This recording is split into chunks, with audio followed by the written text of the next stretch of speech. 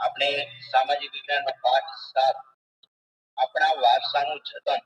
આપણે જોતા હતા કે આપણો વારસો છે એ વિશ્વમાં અનોખું સ્થાન ધરાવે છે.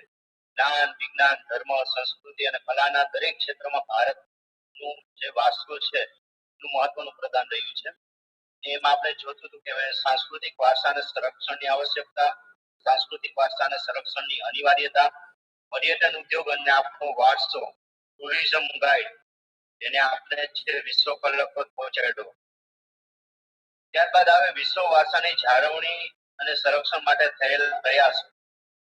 વિશ્વ વારસાની જાળવણી કરવા માટે અને સંરક્ષણ કરવા માટે કેવા પ્રયાસો થયા?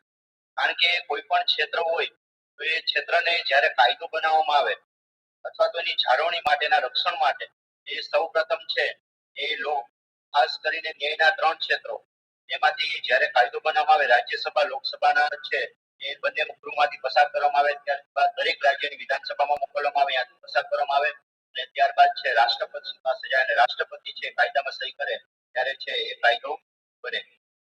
ભાઈ કોઈ શેર સ્કીમને કોઈ ટચ ન કરો. તો એવી રીતના છે એ કાયદો બનાવવામાં આવે કે હવે છે આપણા વારસાને જતન કરવા માટે સરકારે ઘણા બધા આવા કાયદાઓ છે બનાવ્યા છે અને આ કાયદાઓને કારણે છે એ આપણે આપણો જે વારસો છે એનું જતન કરી શકીએ. તો જોઈએ આપણે કયા સંરક્ષણ માટે થયેલા પ્રયાસો નીચે મુજબ. આપણી જે પ્રાકૃતિક વારસાની જાળવણી અને એના રક્ષણ માટે છે નીચે મુજબના પ્રયાસ કર્યા છે. સૌપ્રથમ છે ઈસવીસન 1952 ભારત સરકારે ભારતીય વન્યજીવો માટે બોર્ડની રચના કરી. 1952 છે એ ભારત સરકારે ભારતીય વન્યજીવ માટે બોર્ડની રચના કરી. એક એવું સંગઠન સ્થાપિત કે જેના કારણે છે એ દરેક જે વન્યજીવો હોય વન એટલે જંગલમાં રહેતા તમામ પ્રકારના જીવ હોય એની રક્ષા થાય. કારણ કે મૂંગા પ્રાણીઓ છે પોતાનું દર્દ છે પોતે કહી શકતા નથી. એ અનુસાર વન્યજીવોમાં સંરક્ષણ માટેના સાધનો પૂરા પાડવા જોઈએ. સંરક્ષણ એટલે એને રક્ષણ માટેના દરેક પ્રકારના સાધનો છે પૂરા પાડવામાં આવે. રાષ્ટ્રીય ઉદ્યાન, પક્ષી વિહાર અને પક્ષીઓના નિર્માણ માટે સલાહ સૂચનો આપવા. કોઈ રાષ્ટ્રીય ઉદ્યાન હોય અથવા કોઈ પક્ષી વિહાર હોય કે જ્યાંથી સરળતાથી હરી ફરી શકે પક્ષીઓ, અથવા તો છે બાજુમાં નાનું તળાવ અથવા પાણીની વ્યવસ્થા કરી કે જેના કારણે છે પોતે પાણીમાં વિહાર કરી શકે, અથવા તો નાના એવો ઘર બનાવવામાં અલગ અલગ પ્રકારની પ્રજાતિઓ છે એમાં રાખવામાં આવી પક્ષીઓની, એના માટેના સલાહ સૂચનો કરવા તથા વન્યજીવો સંરક્ષણ પ્રત્યે જાગૃતિ ફેલાવવાનું કાર્ય કરવાનું. કે જંગલના જે જીવ છે એનું કઈ રીતે રક્ષણ થાય એના માટે આપણે જાગૃતિ ફેલાવવાની. તમે જો કોઈ પણ પ્રાણી સંગ્રહાલયમાં તમે જાઓ તો એના માટે સૂચના તમે છે એ મારેલી કે કોઈ પણ પ્રાણી, પશુ, પંખીઓને છે કોઈ પણ પ્રકારનું બાહ્ય ખાવાનું આપવાનું નહીં અથવા એના નિયમો ઘણા બધા હોય. તો એટલા માટે કારણ કે એની જાળવણી કરવા માટે છે આ દરેક વસ્તુ જરૂરી છે. આવા બધા કારણોસર છે આપણે વન્યજીવ બોર્ડની છે એ રચના 1952 છે કરવામાં આવી છે. ત્યારબાદ જોઈએ આગળ ઈસવીસન 1972 વન્યજીવોને લગતો કાયદો બનાવવામાં આવ્યો. હવે જો 1972 છે વન્યજીવને લગતો કાયદો. વન્યજીવ એટલે કે જે ખાસ કરીને વન જંગલમાં જે નાના જીવો હોય અથવા મોટા કોઈ પણ પ્રાણીઓ, પશુઓ, પંખીઓ તમામ પ્રકારના જીવમાં છે એ સમાવેશ છે. અમુક જળચર પ્રાણીઓ, અમુક સૂક્ષ્મ પ્રાણીઓ, આ દરેકનો સમાવેશ છે એ વન્યજીવોમાં થતો જાય છે. તો 1972 છે વન્યજીવોને લગતો કાયદો એ અમલમાં આવ્યો. જો આ કાયદો બની ગયો છે ત્યારે જ અમલમાં આવે. કાયદો બનાવવામાં આવ્યો હોય તો હજી તો છે એની પ્રક્રિયા ચાલુ છે. એમાં રાષ્ટ્રીય ઉદ્યાનો, અભયારણ્યો અને આરક્ષિત વિસ્તારોનો સમાવેશ કરવામાં આવ્યો છે. આપણે જોઈશું આગળ કે રાષ્ટ્રીય ઉદ્યાન કોને કહેવાય, અભયારણ્ય કોને કહેવાય અને આરક્ષિત વિસ્તારોનો સમાવેશ કોને કહેવાય. તો ખાસ કરીને ઉદ્યાનો એટલે કે જેમ છે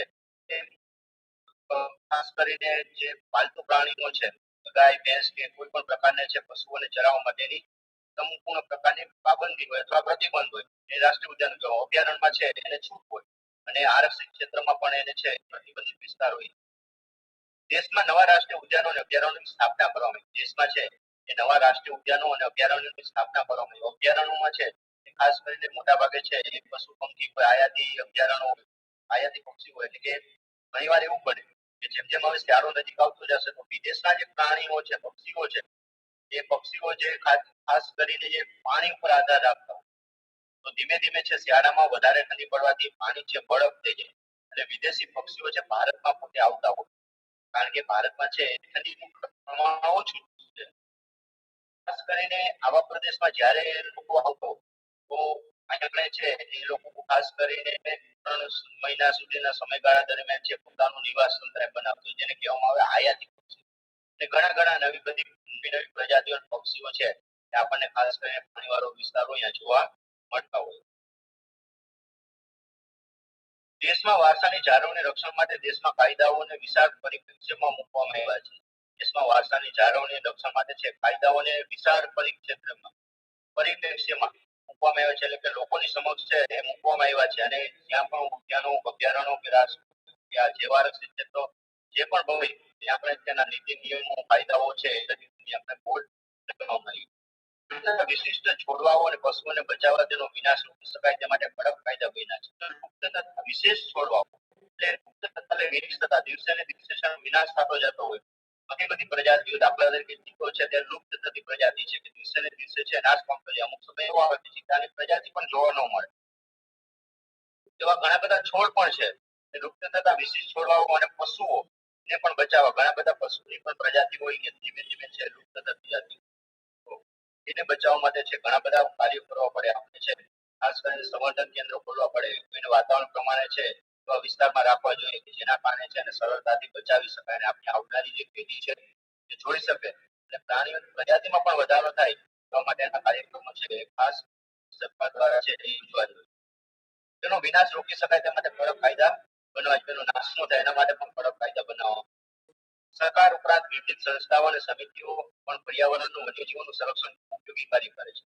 સરકાર ઉપરાંત છે વિવિધ સંસ્થા જે ખાસ કરીને જે સામાજિક સંસ્થાઓ પ્રાકૃતિક સંસ્થાઓ હોય આવી દાખલા તરીકે તમને ઉદાહરણ આપું કે સદભાવના ટ્રસ્ટ તમે રસ્તે ગમે ત્યારે નીકળો તે સદભાવના ટ્રસ્ટ છે ખાસ કરીને વૃક્ષો વાવી તમે ફોન કરો એટલે તમારા ઘરે છે આટલી વૃક્ષ વાવી જે પ્રાકૃતિક સંસ્થા ખાસ કરીને પર્યાવરણ બચવા માટે સરકાર ઉપરાંત આવી ઘણી બધી સંસ્થાઓ અને સમિતિઓ છે પર્યાવરણ અને વન્યજીવન સંરક્ષણ ખૂબ જ ઉપયોગી કાર્ય કરે છે.